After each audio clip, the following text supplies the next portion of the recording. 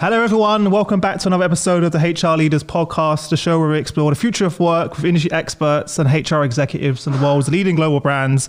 Today, I'm joined by two of my good friends, Chester Elton and Adrian Gostick, who are best-selling authors, organizational culture, employee engagement, and leadership experts, and co-authors of the soon-to-be-released book, Anxiety at Work. How are you both? Doing great. Always a pleasure to be with you, Chris. We love your work and the enthusiasm you bring to all of it just makes us smile. Talking of enthusiasm, I don't want to age you both, but the fact that you both are still going strong, you got upgraded cameras now, upgraded microphones. I feel like very true. Chester in his 90s, still going strong, so we're very proud of it.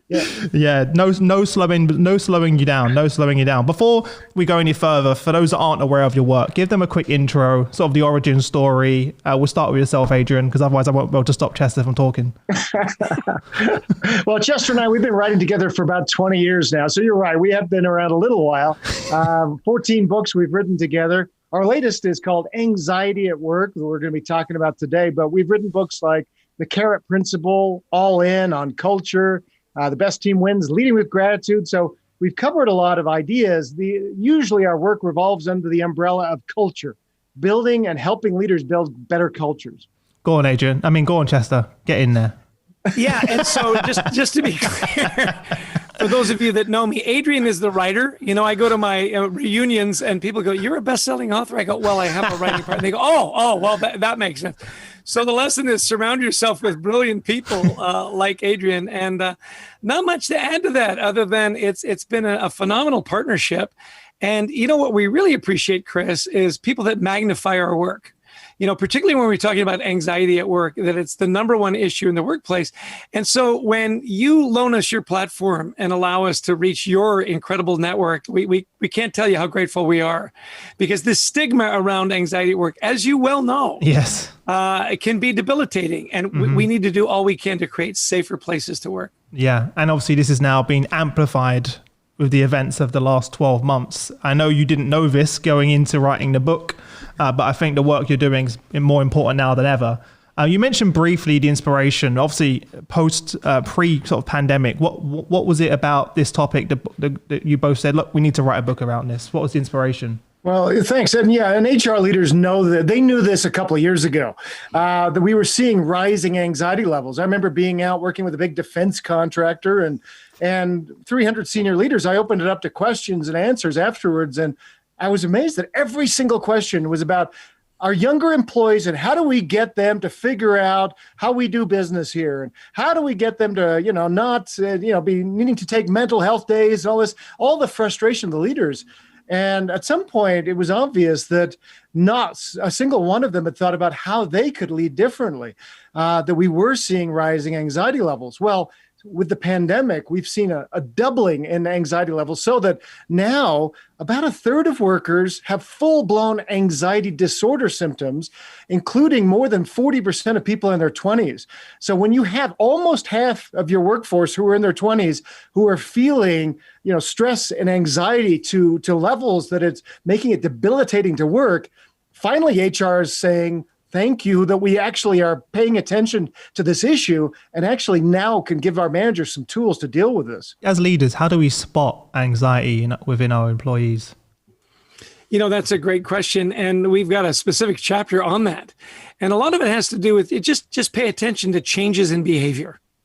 If someone who's never late is all of a sudden starting to show up late, someone who's always participating is pulling back a little bit, those are clues that there's something going on.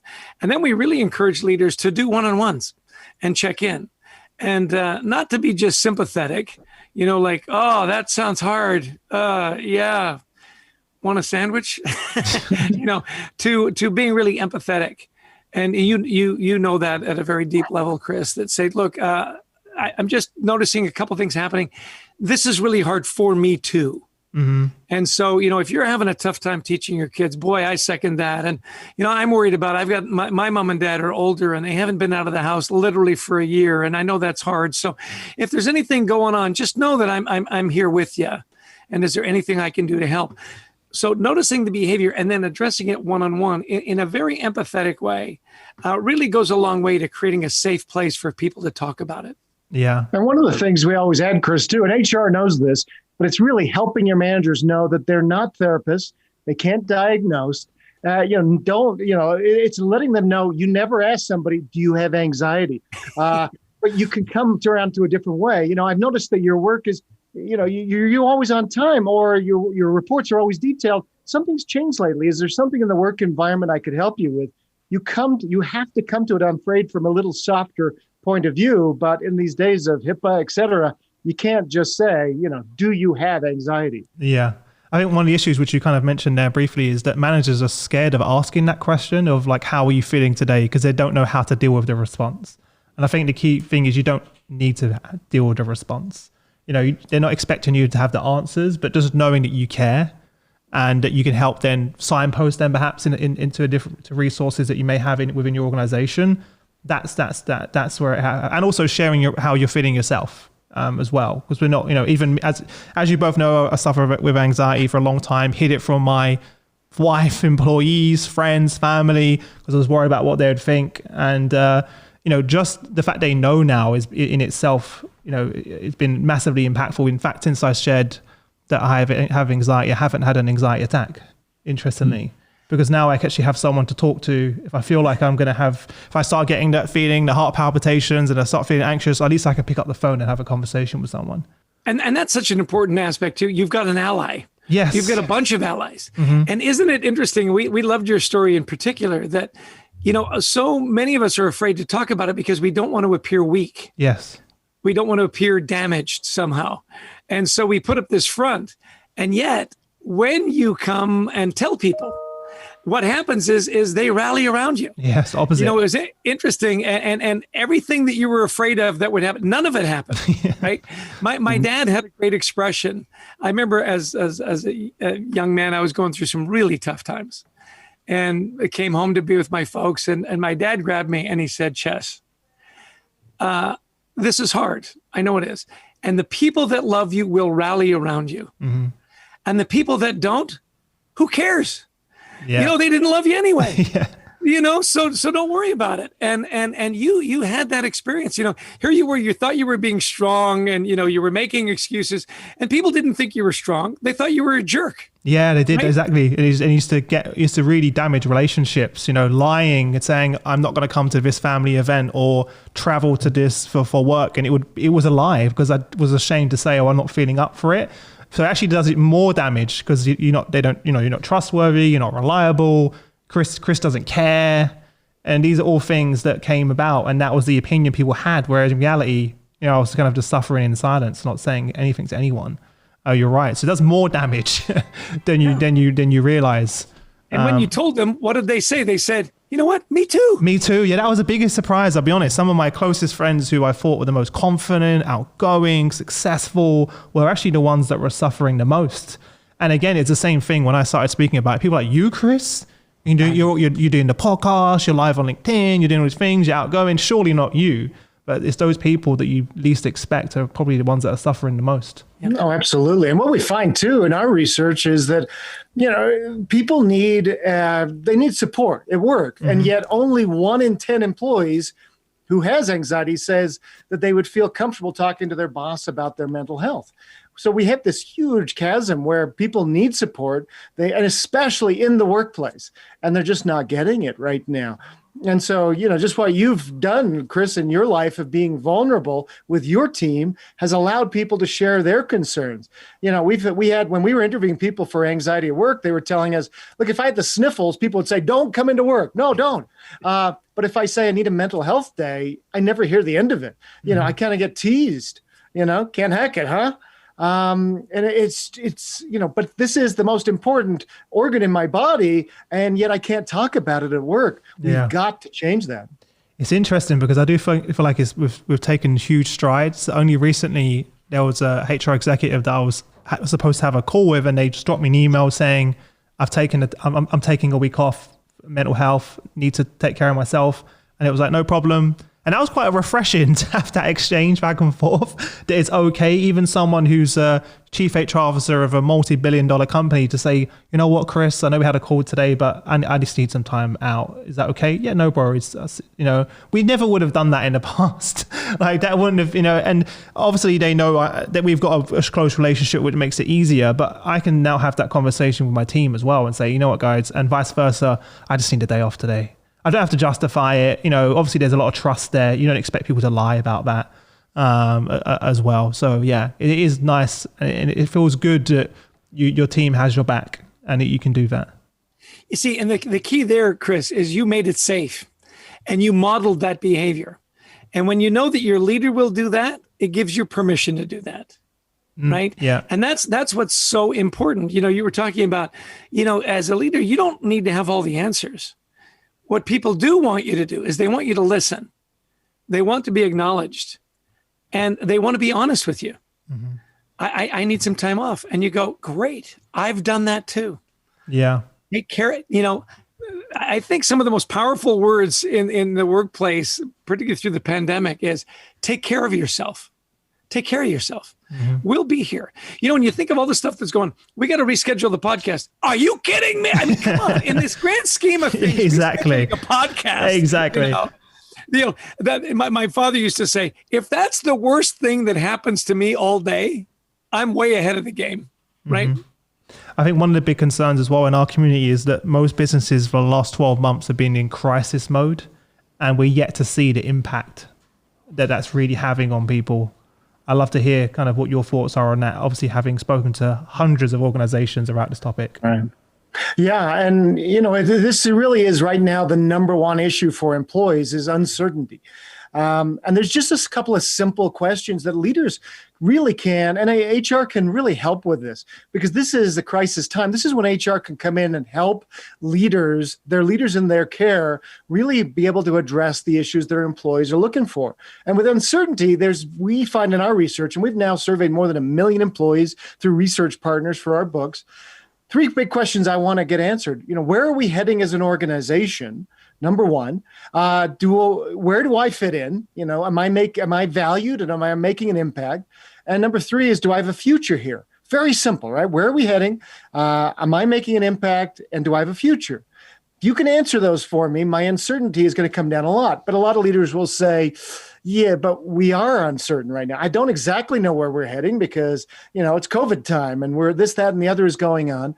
So we talk a lot in the book. We have a whole chapter on dealing with an uncertainty, and how you really have to pull back, right, Chess? And in tough times, there was a great story we heard from a pilot. Yeah, Nicole Malikowski. You'd love her, Chris. We should get her on your show. She was the first female pilot for the Thunderbirds, the Air Force's. Yep. They're the demonstration pilots. Yeah. And she was a fighter pilot. So she, applies and she flies and she qualifies and she's on the team. And she said, it's very different than being a fighter pilot. You're flying at 400 miles an hour, sometimes upside down, literally feet away from your squad. And she said, inevitably you hit turbulence. So like the pandemic. And in business, inevitably you're going to hit troubles. And she says, as a fighter pilot, your reaction is grab the stick really tight, take control. Well, when you do that, your jet jumps. Well, when you're not 4 feet away from another jet, that's not a problem. When you are, it is. And she said, and I did that in an exercise. When we landed, we all coach each other up. What did we do well? Where could we improve? How was our timing? And she said, the best advice I ever got, they said, we're always going to hit turbulence. The last thing you want to do is hold real tight. They said, in fact, go to 2 fingers on the flight stick. Oh, the opposite. And ride through it. It's so counterintuitive. Yeah. They said, and you'll lead the way through. So the lesson for leaders is, we're doing hard stuff here. I'm going to take control. I'm going to make sure that we get every little thing. And actually, what you're going to do is you're going to lock people out. You're going to increase their anxiety levels. Lean back and say, hey, I'm not exactly sure where we're going. Here's where I know where we are and what we're doing. And as I get more information, I'm going to let you know. We're in this together. Loosen your grip. Let your people come to your aid. Ride it through. Because I think you're exactly right, Chris. The ripple effect of COVID, it's going to take years to flesh out. And we are just seeing the tip of the iceberg when it comes to heading back into the workplace? Is it safe? Who's been vaccinated? Who hasn't? What about the variants? Is this going to happen again? This is going to take a while to sort itself out. And you're exactly right on that. It's interesting because when we were affected, 80% of our revenue came from physical in-person events, right? And I know a lot of your revenue come from in-person coaching, speaking, right? And the first initial reaction was, like most leaders, to kind of not say anything or don't discuss the elephant in the room. But we didn't have the answers. So when Ivan, Escher, James, Ken, the team were like, what are we doing, Shane, Chris? they're not stupid. They understand the impact of COVID had on our company. We don't know. And we sat down together and we explored the options of where we're going to go, rather than trying to pretend we had all the answers. Or in some cases, companies just don't say anything at all, which is the worst, right? Because then it just increases anxiety, because you don't know. The unknown causes the anxiety. Whereas we just sat down and the team said, this is the situation. This is where we are. We don't have a real plan right now, but we're hoping together with you and the team, we're going to create one. And I got to tell you, Chris, the biggest lie of all, and it's an old saying, right? Remember the old saying, no news is good news? It's not. No, it's not at all. Never have I experienced that before. As soon as things go quiet, you're like, oh, what's going on? And then you get the internal bickering and then the whispering throughout the company, and it never works out well. But I've been actually quite pleasantly surprised at how transparent companies have been through this period about, again, we don't have all the answers. During their all hands meetings, just saying it how it is, the good and the bad, because again, at least you know where you stand as an employee. And I think that's the key thing. And it's quite refreshing, because they're going to find out anyway. So there's such thing called Glassdoor or social media. They're going to find out anyway. So you may as well be transparent about it up front. And I think the next step too is bringing it now down to the team level, because I think you're right. For the most part, organizations have realized through trial and error we have to be more transparent. But bringing it down to the leader level, I see my CEOs explaining, we don't know where we're going. Here's our strategy. Great. But what does this mean to our team? Yeah. And this is really where HR can help, is helping leaders be able to translate and coach them to help them understand, again, this is what this means to our team. And again, these are our values. This is how we're going to get through this. But bringing that down to their team and the individual job level, that's really powerful there. One of the case studies we have in the book is from Lutz Zob, who was a team leader for Microsoft. And he took his team through uncertain times when they changed their whole way that they would train people to use Microsoft products. So we go through this case study. But it's really fascinating how Lutz did this. He had everybody come in, to argue their points, and then he would have people change sides. Okay, Andre, you've been arguing for. Susan, you've been arguing against. Switch sides. No, go across the table. And it was really interesting. He really created lots of ways to have very healthy debates, because we need to have our voices heard when times are uncertain. We need to feel like we are having this input into our future. That's a tough one as well, isn't it? In making sure everyone's voice is heard in a virtual environment as well. Inevitably, you kind of the say introverts will be drowned out on a Zoom call or whatever it may be. So that's a big challenge as well, in making sure that everyone feels included and that their voice is heard. Any practical ways you've heard from leaders on how they're doing that? Well, I think you just call on people. And you just say, hey, we're kind of wrapping up here. Chris, I haven't heard from you yet.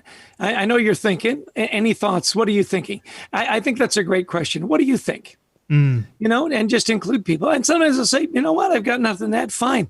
At least they know ask. That you, that you thought enough of them to say, hey, I know the wheels are turning. Anything you'd like to add? Yeah. It's very, it's very harmless, right? You're not saying, Chris, repeat back to me 3 things you took away from me.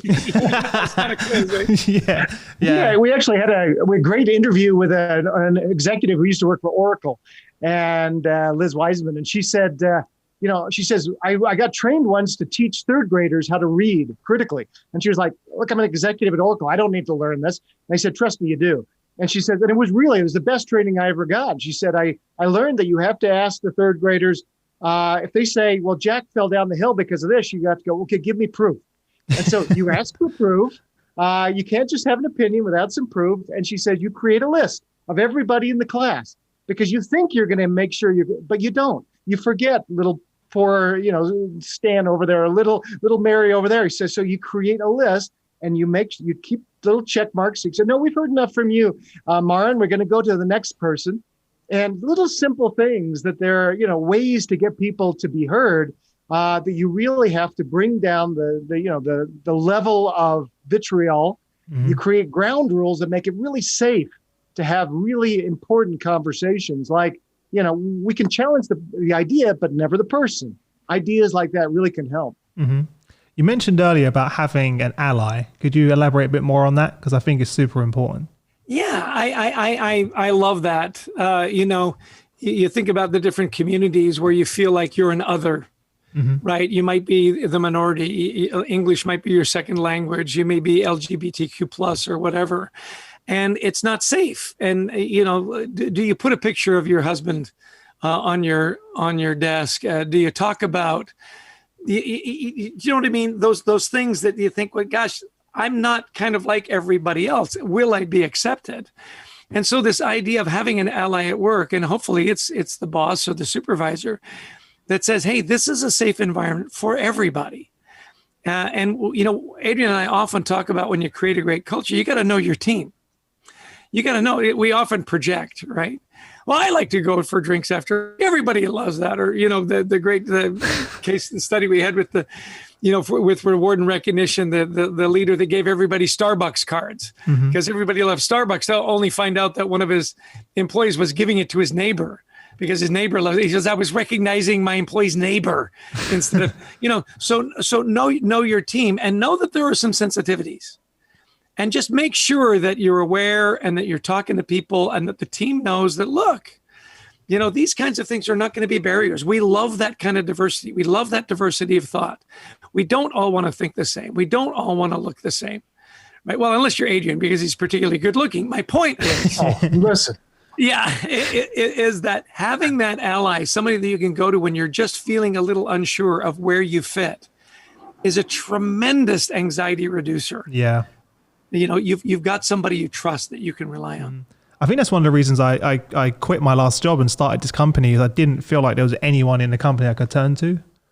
And it got to the point where if I was feeling like anxious or I was like, I can't go. It was like almost, I don't want to be dramatic, but it was like a nightmare just to get up every morning and travel to that office, knowing that there's no one in that building I felt like I could open up to and talk to without feeling they're going to be judged or I'm going to be overlooked on that new promotion or, you get what I mean? And it kind of just led to the point where I was like, I can't be here. And I left the company and ended up deciding to start HR Leaders. So it worked out well, but didn't feel, I felt very lonely. Is a lot, to everyone else on the outside, to my friends and family, you're earning loads of money, you're in this great company, you've got the great job title, you've got the wife, the kids, everything that you think you're happy, right? But I was just miserable.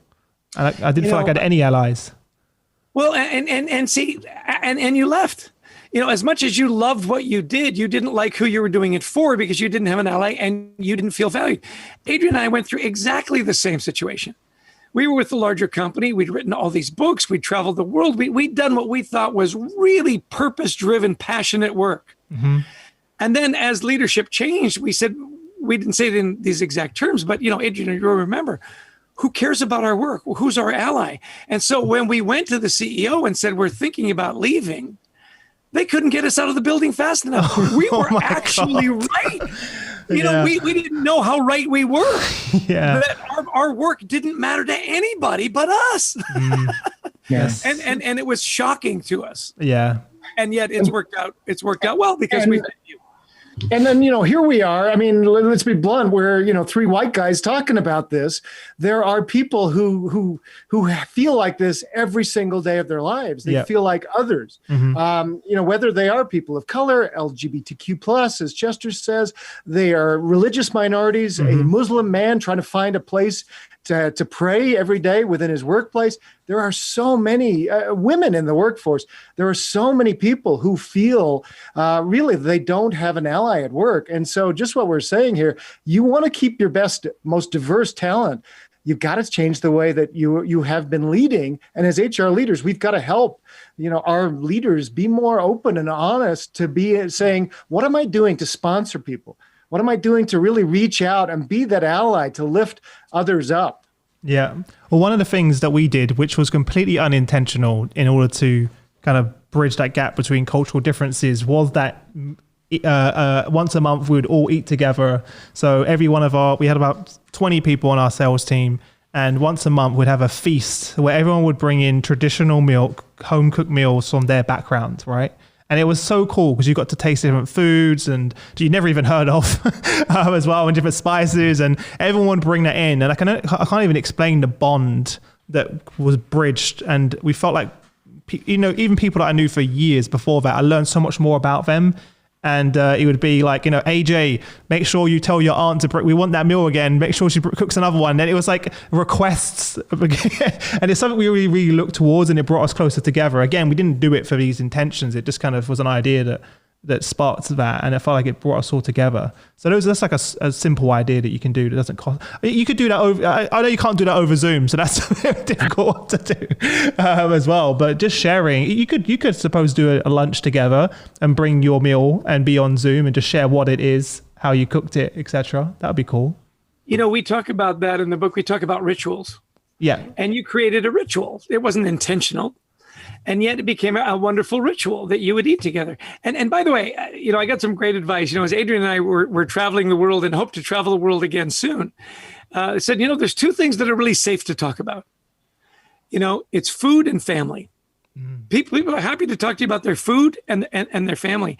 And Chris, there's something sacred about breaking bread with somebody. Yeah. To me, it's a spiritual experience. When someone invites you into their home to share a meal with their family, that's huge.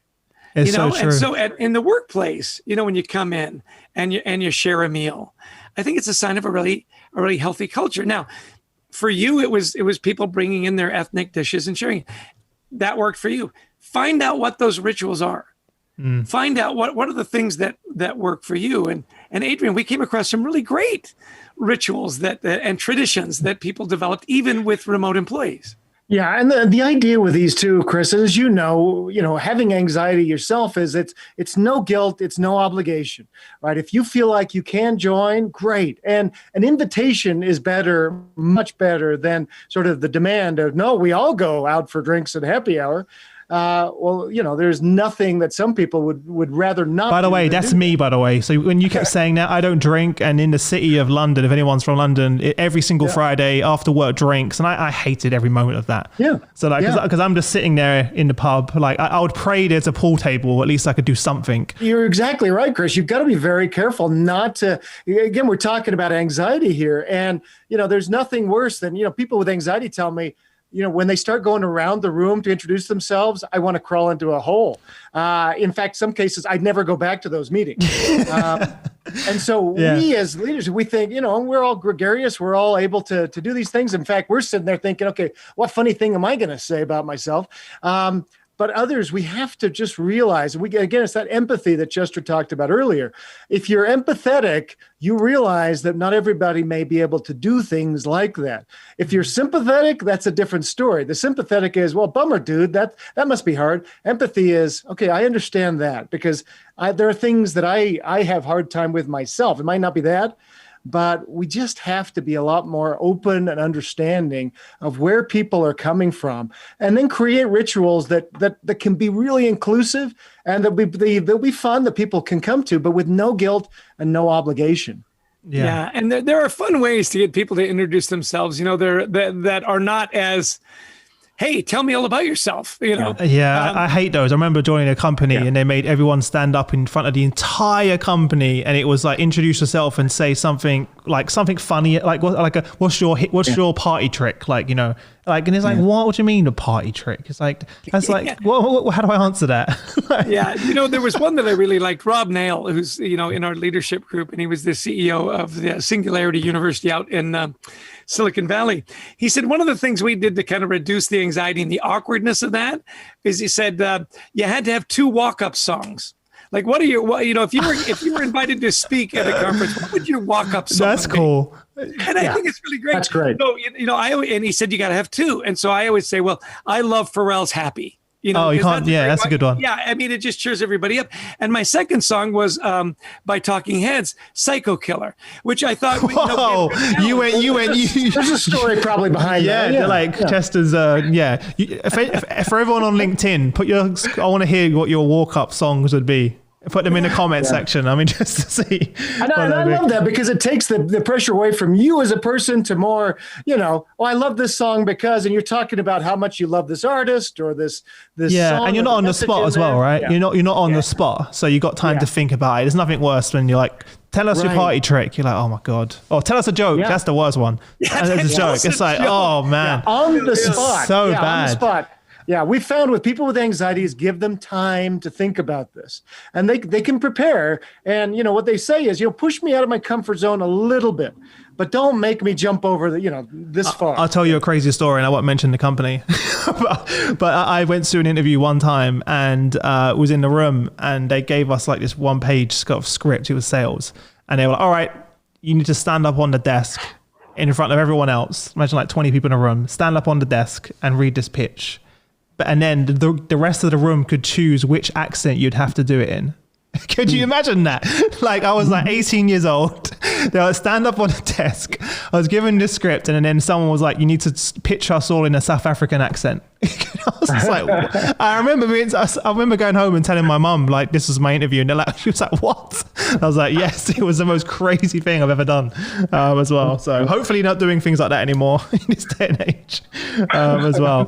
What was the biggest surprise that you both had, or like aha moment during the research for the book? I think one of the things, Chris, that I would say is just the generational difference.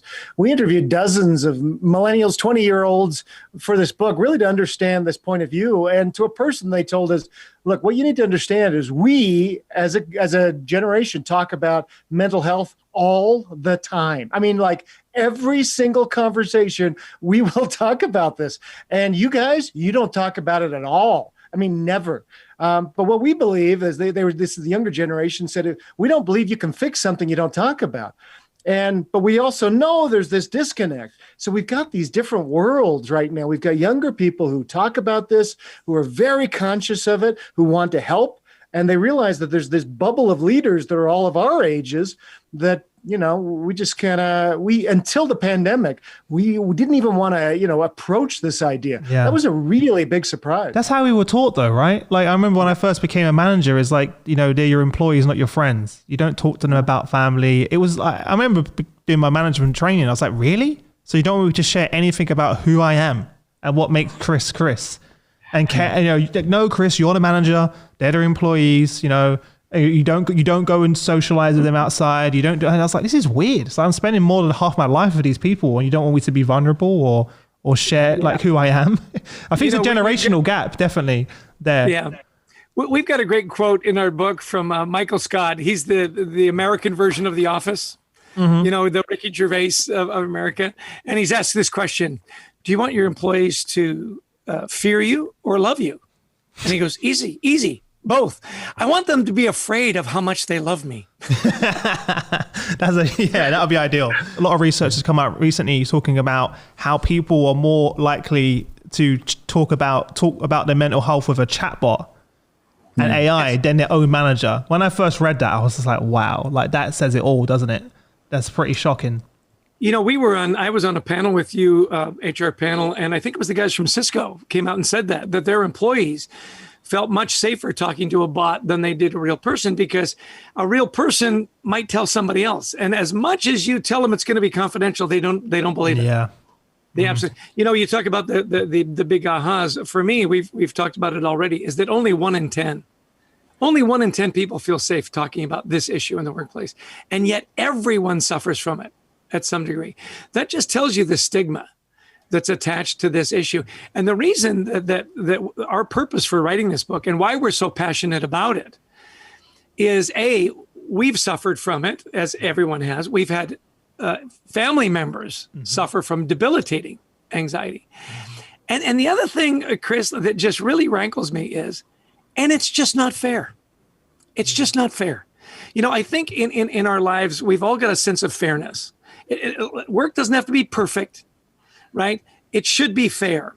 And it's fair to say, I've got the flu, I'm not coming in. It's fair to say I wrenched my knee playing basketball, I've got to take a couple of days off. Why is it then not fair to say I am completely overwhelmed, I need a mental health day? Yeah. Why is there such a stigma attached to that? And so this whole idea of purpose and passion of this book, and why we love that you're getting the word out, is because we've got to recalibrate what's fair in the workplace. Mm-hmm. And this right now is not fair. And we can fix it. And it's not that hard. Be transparent, be vulnerable, be empathetic, listen, and make it fair. Yeah. Well, look, guys, thank you so much for taking the time to join us, as always. The book, when's the book available? When can people grab it? May 4th. May the 4th be with you. What a coincidence. You've got Baby Yoda there. I know, exactly. Yeah. The star of the show. So May the 4th, if you're on LinkedIn now, the link's already in the description. So click on that. Make sure you grab a copy there. And also make sure you connect with Chester and Adrian on LinkedIn. They're always posting great content. And where else is anywhere else they can connect with you apart from that? Have I covered everything? We've got some nice little giveaways at anxietyatworkbook.com. So go on there and you can get a free assessment and tell you what your motivators are for buying a book. So there's some really cool stuff on there too. Amazing. Well, look, thank you so much. It means a lot. And, for someone like myself, who's only over the last 6 months, been talking about my own anxiety, it's been a kind of a revelation. And so I've learned more about myself, I think, in the last few months than I have in probably most of my life. And it's been quite nice just to have that close conversations with friends and family and just not feel judged. And the work that you're both doing is literally changing people's lives as well. So thank you so much. For everyone listening, make sure you tag in colleagues, friends that you feel will gain value from this episode as well. And apart from that, wish you both the best, and I'll see you again soon, okay? You bet. Thanks, Chris. See you later. Thank you. Bye. Bye, everyone.